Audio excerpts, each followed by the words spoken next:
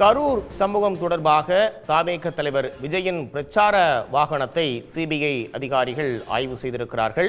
இது பற்றிய கூடுதல் தகவல்களை வழங்குவதற்காக செய்தியாளர் பிரகாஷ் இணைகிறார். விவரங்கள் பிரகாஷ்.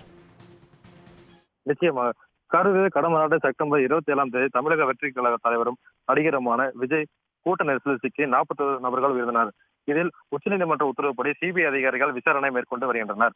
கடந்த அக்டோபர் 16ஆம் தேதி முதல் கரூரில் உள்ள சுற்றுலா மாளிகை தற்காலிக சிபிஐ அலுவலகத்தில் விசாரணை நடத்தி வந்தனர். இந்த நிலையில் கடந்த 3 மாதங்களாக வேலுச்சாபுரம் பகுதியைச் சேர்ந்த பொதுமக்கள், ஆம்புலன்ஸ் ஓட்டுநர்கள், தவேக நிர்வாகிகள், காவல்துறையினர் உள்ளிட்ட பல்வேறு நபர்களிடம் விசாரணை மேற்கொண்டனர். இந்த நிலையில் நேற்று மத்திய உள்துறை அமைச்சரின் கீழ் செயல்படும் தடவியல் துறை அதிகாரிகளும் டெல்லி எய்ம்ஸ் மருத்துவ அதிகாரிகளும் வேலுச்சாபுரம் பகுதியில் ஆய்வு மேற்கொண்டனர்.